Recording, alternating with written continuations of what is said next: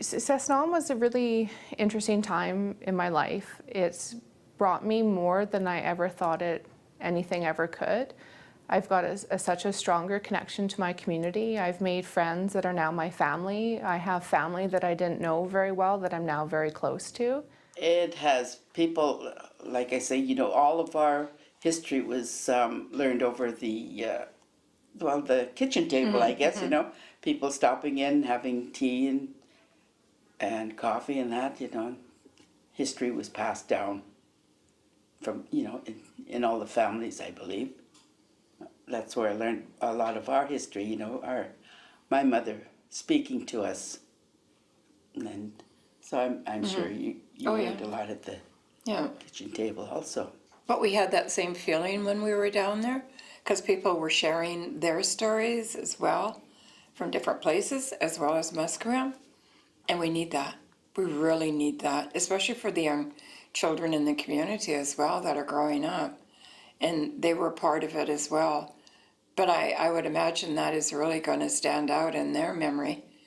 And we need to have more of that. We do, right? Yes. The most memorable aspect for me was the community, the way that everyone came together. And we were there for so many months, and yet there were so many people from the community that came together. We were there nonstop, almost 24/7. We had people contributing their time, people who were singing and drumming, and not just from our community, but we had supporters from the wider community as well. Just normal people from Vancouver and from even further afield who heard our story and wanted to show us that they supported us. So that for me is the one most memorable aspect, and to think that because of that support, I think we can look back at what we've achieved and characterize it as a success. You always said that, so that you wouldn't insult anybody. You always said that, open up your heart. Welcome them. Make them feel that they're really important, eh? Mm-hmm. And that's how it was down there at əsnaʔəm. You made them feel that what they were doing was a very valuable contribution, and which it was, of course. Can't be denied that they wanted to understand about əsnaʔəm and what we were fighting for, the burial grounds and the love that we had for our heritage. Well, that was the best part of being there. Because we were raised in suburbia, away from our culture, so being there every day with Uncle Merv and Uncle Delbert, of course, just telling us stories, was amazing. And what did it feel like? I mean, yeah, it felt amazing. It was, it felt important. It felt privileged to hear them. And it was also great that my children were there often to spend time with them as well. Mm-hmm. For me, it was the cultural immersion that I've been starving for. Mm-hmm. All of the elders who came, they were, sit down, I'm going to tell you a story. Mm-hmm. And not just from our culture, from every culture came by, from all the nations across the province, from across North America, and yeah, and they all wanted to share reasons why they were pulled to be there, mm-hmm. stories that they wanted to share, either from their teachings or from their past struggles. And I think not just the stories that are important to be passed down so that we remember from our uncles and our aunties who came to the site, but also to know that all of the fights that have been fought before for our other ancestors, for other patches of land, we were standing on their shoulders, and they were there to help push us through a struggle that maybe they weren't successful at before, or that they had been successful at and wanted to share that strength. So, like Cecilia said, it was powerful and important and a great a really great learning experience. Helped us to know who we are and where we belong. At first, it was just standing up for those of us who didn't really have a voice, you know, our ancestors. It eventually turned into a learning process for me. Some family members, both extended and immediate, taught me how to sing and drum. That's kind of been my driving force for the past couple of years, just learning song and dance.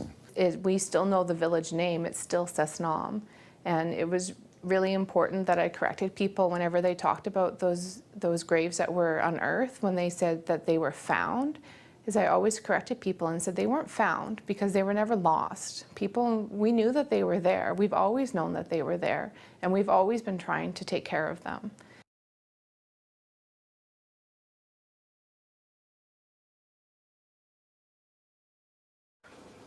I think the most important thing that should come out of this all is that people understand that our burials are not just bones or archaeology, which is what they're classified as, but that they should be given the same respect as other cemeteries, and that people remember that it wasn't just a cemetery and it wasn't just a midden, but that it was a whole village that was there, and that's where our ancestors were. And I don't think we should move them.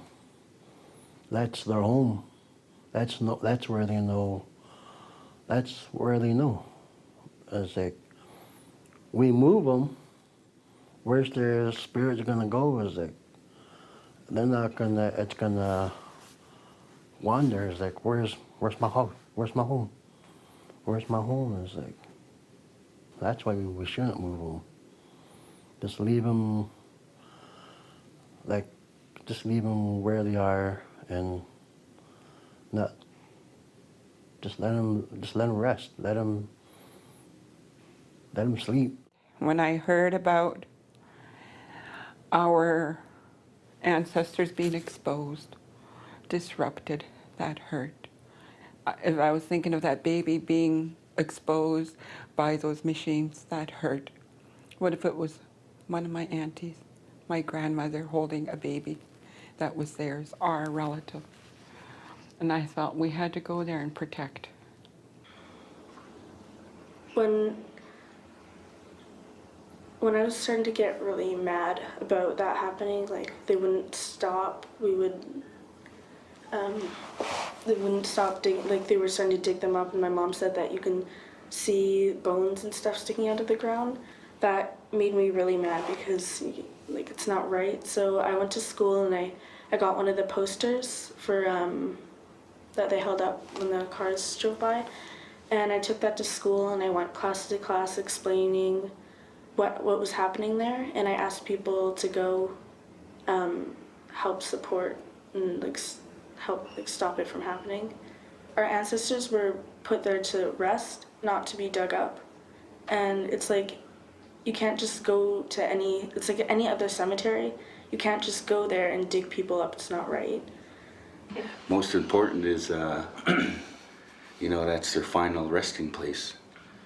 That's like, that's the last place their salit, their soul, knows where to rest. Like our own beds, our own rooms, our own homes. You know, we can't, you know, move. It's like their, you know, it's their, how I see it is, it's their comfort zone. You know, once you know, if we're not gonna, but you know, if it comes up to move them, they'll be lost even more.